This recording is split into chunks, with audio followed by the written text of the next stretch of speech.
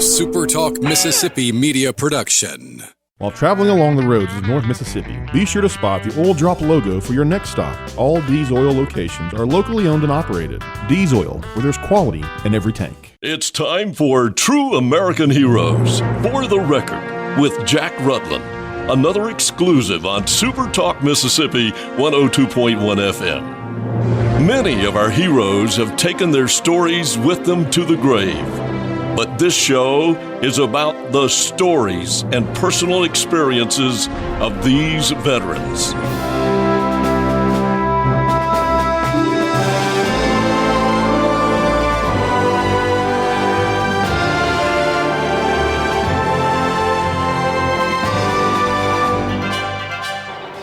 Well, welcome. This is Jack Rutland with True American Heroes, For the Record. And today I'm honored to have with me a veteran of the United States Navy, Mr. Roy L. Smith. Roy, thank you for coming in and being with us. Yeah, thank you, Jack. Sure. Let's kind of go back to the very beginning, naturally, because you are from Lincoln County. You grew up here. You were born here, if I'm not mistaken. Yes. And tell us just briefly a little bit about your background, where you lived and where you went to school, and then we'll get into your service to your country. Well, actually, I grew up right here in Brookhaven, poor boy, in the Carver Heights projects. Sure. Product of the Carver Heights projects. Went to school at Mullins, Alexander, and when they integrated, I graduated from Brookhaven High School in 1974. 1974, okay. Yeah. So we were chatting just a moment ago, and you were telling me that you wanted to go into the military. You didn't get drafted or anything like that. Vietnam was starting to wind down in 74, but you wanted to be in the military. Is that right? Yes, and in fact, my ambition was to be a pro football player for the Dallas Cowboys. Wow.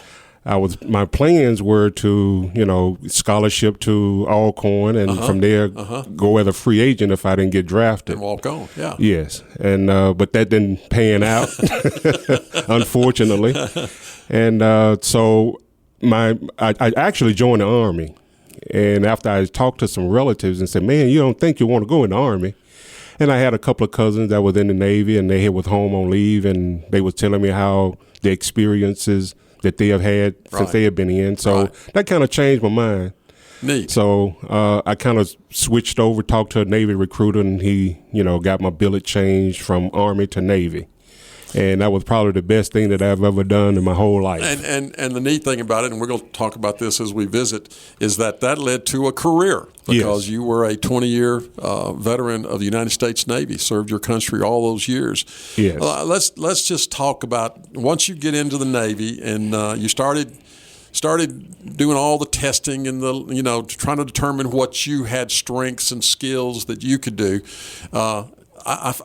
I'm anxious to talk about what you ended up doing as we've been talking about it, but I want to find out, how did you end where you did? Well, Jack, to be honest, practically all my life I've been, pretty much a leader. Mm-hmm. And, even as, I was in the Boy Scouts, Cub Scouts, Good. Even, in our little neighborhood gang, I was kind of the leader of the pack. So, I had some leadership skills, from early on. Just natural. Yes. And when I went into recruit training, basic training, I was made a squad leader. Mm-hmm. So from that point to the point that I retired, I had always been in a leadership role my entire military career. And I've defined my military career on leadership and organizational skills. The thing that I'm most interested in is the fact that you ended up a corpsman. Yes. How did that happen? Well, actually, when I first enlisted in the Navy, the recruiter was Chief, can't think of his last name, Douglas. Douglas, okay. Yeah, Joe Douglas. He recruited me, and he recruited me as a radioman. Mm-hmm. And like I said, I had another friend of mine, classmate, that was going into the military at the same time that I was going, and when he brought it to my attention that he was going in as a corpsman, I didn't know what a corpsman was. Sure.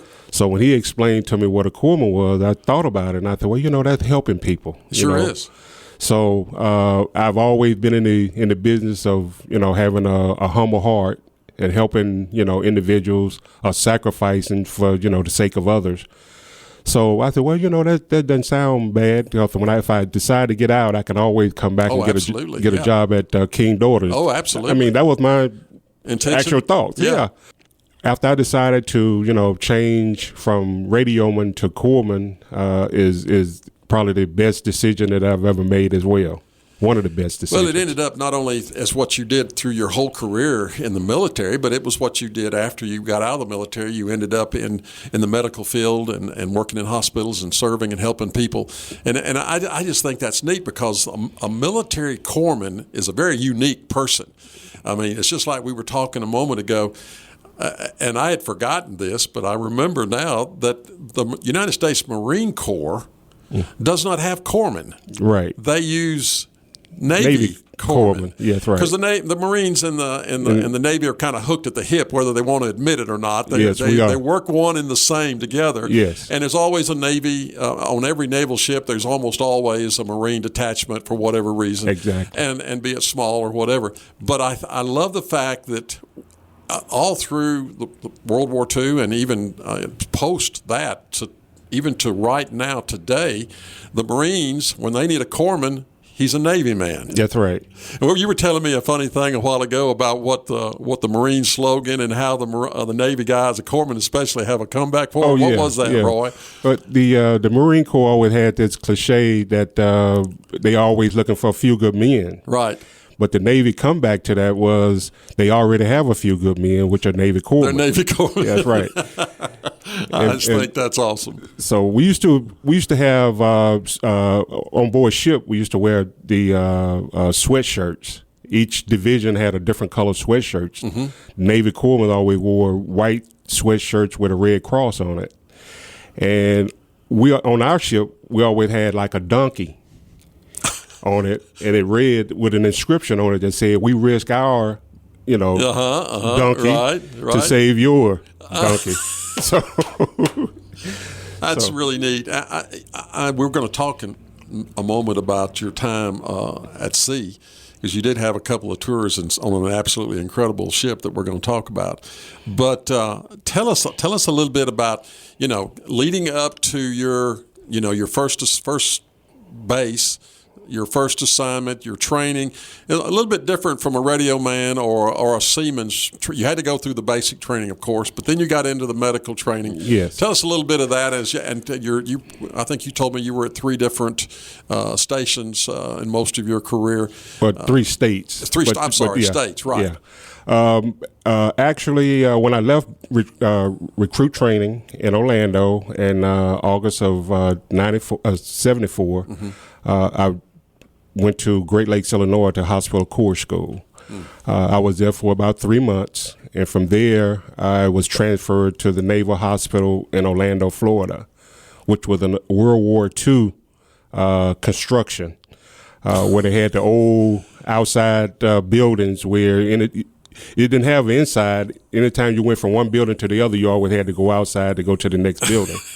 And you had to push patients down the ramp, the ramp outside that you had to push. You just had to roll them around. Yeah, and that in itself, was a unique experience. Sure. But now everything is so modernized that everything is inside and everything is, so intricate until, just seeing that and having it, been there, is a very unique experience for me. Absolutely. Okay, so go ahead. I'm sorry. So, from Orlando, that's when I decided, a career moved. I decided to go to lab school. I went to Portsmouth, Virginia in January of 78 and finished basic lab school. And that's when I was transferred to my first sea duty, sea tour of the USS Forrestal, CV-59. At that time, and for during the whole course of my career, the USS Forrestal was the oldest carrier that the Navy, had in the fleet, and a lot of history. A lot of history. I really enjoyed it. even though the living conditions weren't the best as some of the other very carriers. Modern, were they? Yeah, no, no. I mean, most of the time we had to sacrifice, taking a shower in order to launch, aircraft, which is our purpose. That was our whole. That's right. That was our whole mission. Is to launch and recover aircrafts. And of course, my job was to, take care of the people that was maintaining the ship and the rest of the crew. All right, we've got a couple of minutes before the break. I want to make sure people understand what a significant ship this was you were on. The USS Forrestal was one of the earlier aircraft carriers and served an awful lot of duty in Vietnam. And sadly, it had a real tragedy where some aircraft exploded and there was great loss of life. But you were on that ship after it had been refurbished and recovered from that. How many seamen were on that aircraft carrier, roughly? Well, ship's company, which is the basic man unit on the ship, is about 2,500. 2,500 men. Yes, and when the air wings are aboard, there's about 5,000. Good gracious! So now, how many corpsmen were there together? I'm sure there was a bunch. Well, ship's company, we had about 50 corpsmen, and when the air wing came aboard, they brought their own corpsmen. And most of the air, depending on the size of the air wing, they had either 1 to 2 corpsmen. So we had anywhere from 100 to 120 corpsmen to serve the entire ship. And with that many men, there had to be something all the time that you guys would stay busy. Oh, absolutely. And in fact, to be honest with you, Jack, I probably saved more lives than people, want to admit. Yep. And, but that's something that, I don't brag about. Part of the job. The things that I don't really talk about, because I don't want people to think that, I'm blowing my horn. Right. Or I'm trying to get recognition or anything like that. You're doing your duty. Doing my duty and serving my country. Serving your country. Well, let me ask you this. You were talking about the air crews bringing their own corpsmen and everything, and that swells up the men on board that ship to 5,000 men. I know an aircraft carrier is huge. I've seen a few, yes. And they're humongous ships. Yes. It seems like it's always busy. I mean, there's always aircraft being launched, aircraft being recovered. There's something going on in the aircraft. 24/7. 24/7. I yes. mean, even at night, there's yes. practice missions and things. So you guys did shift work, didn't you? Yes. Yes. We worked around the clock, even in port. We was every 3 days. We had, a watch. And at sea, it was every 3 days, but in port, we was every 6 days. So you had duty on a regular basis. And to ensure that all of the individuals were medically taken care of. I've just watched aircraft carrier missions on video and on programs. And the thing that's so amazing to me is it is a very high risk type of ship. I mean, the launching of aircraft, the recovering of aircraft, all of the things that are going on are absolutely incredible and high risk and a great chance of harm and injury. Oh, absolutely. During my 2 tours of duty on the USS Forrestal, we had quite a few mishaps. Cables breaking during unrep. Unrep is when there's another ship pulls upside and they unload supplies and fuel and all of that stuff, and they usually tie together with a cable. And occasionally the cable will break, and when they break, it's just like a whip. Ooh. I mean, they come back and they go around, and we had at one instance where I think about 3 or 4 guys got amputated from one of the cables. Goodness.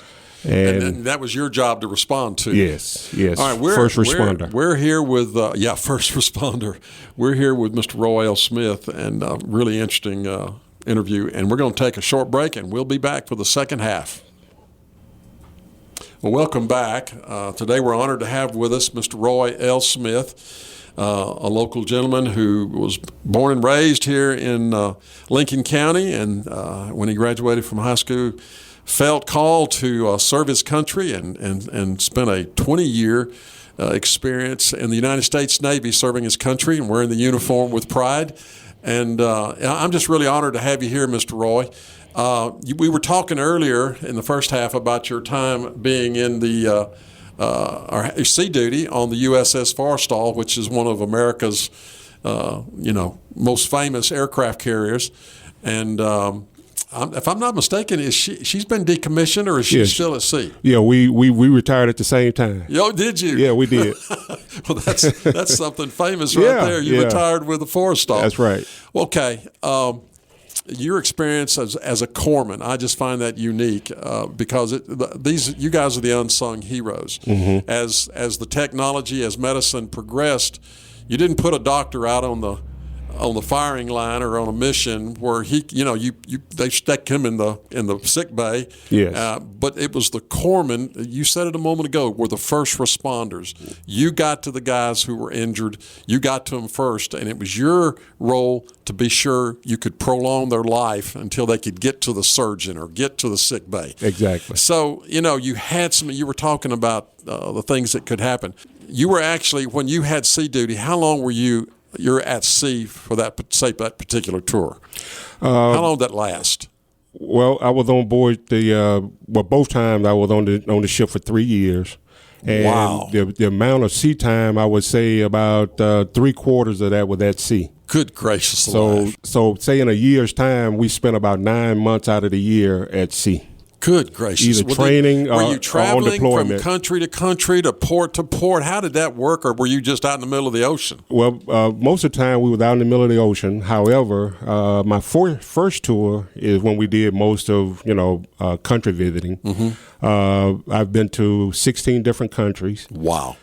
Spain, Italy, Sicily, France, Israel, Morocco, Gitmo, Cuba. Really? Jamaica, Haiti, St. Thomas, Puerto Rico. That's not bad little places to visit. Yeah, no, man, that was great, fantastic. I mean, that was the whole objective of being in the Navy, is to see the world. The world, that's yes. right. Well, now, I know what aircraft carriers always, they moved in task forces. Yes. They wasn't just by themselves. No, they had plenty of support. Never. Plenty of support. A convoy or a task force, a carrier task force would be made up of how many ships? About 50. Wow. Usually when a carrier goes out, it goes out with cruisers, destroyers, submarines, tenders. Mainly to meet the needs of that aircraft carrier. That's right. That's incredible. What you were talking about, the Forrestal was an older ship, and she was one of those that had been commissioned way back yonder, and was one of the most famous, the Navy's had. We were talking about living conditions, not quite like they are in the new carriers today, the super carriers. Tell us a little bit like what it was like. How many men did you share a room with, or did you guys have bunks, or was there 5 or 6 in a room? How was that? Well, the way they did the berthing, that's what they call the sleeping space, right. Berthing. They divided us up in 3 sections because if the ship got hit in the forward part of the ship, all the equipment wouldn't get killed. So they had us split up in 3 different areas: forward, midship, and aft. I usually slept in the aft part, which is the rear. And I slept right over the turbines and what they call the screws or the propellers. Right. And it was noisy, but man, when you did go to sleep, you slept like a baby because you got accustomed to the sound. The sound until, you had kind of blocked everything out. I've never heard the fact that they divided y'all up into 3 different areas so that there would always be somebody that survived something that catastrophic that might happen. Exactly. You've got several pages of notes that you've of experiences.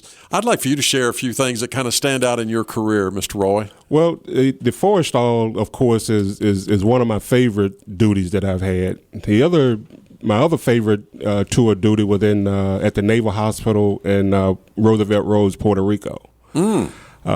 Excellent. Beautiful country, beautiful people, culture. Wow. My kids had an opportunity to, experience it. So you had your family with you while you were stationed there? When I was in Puerto Rico, yes. That's awesome. And, my family was with me just about every place I went except when I was at sea.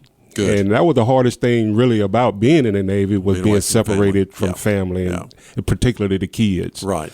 But it was an experience that I enjoyed nonetheless. Sure. And like I said, Puerto Rico, I was able to, travel to some of the other small Caribbean countries, West Indies, and just in the Caribbean.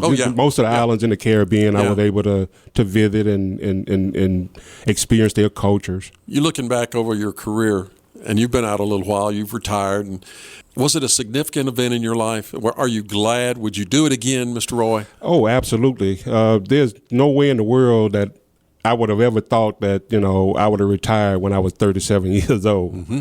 Mm-hmm. And to come out retired as a young man and was able to, land a job, making, good money, good income, excellent benefits, family support. It was a great experience that I enjoy and thank God for every day. Good for you. Anything else that you can you want to mention? I mean, I know you've got we could talk for hours about the experiences in the service. Well, I would like to just share a little bit about the worst experience I had. Oh, okay. And that was when I was in Pensacola, Florida. I was stationed at the Medical Research Laboratory. Uh-huh.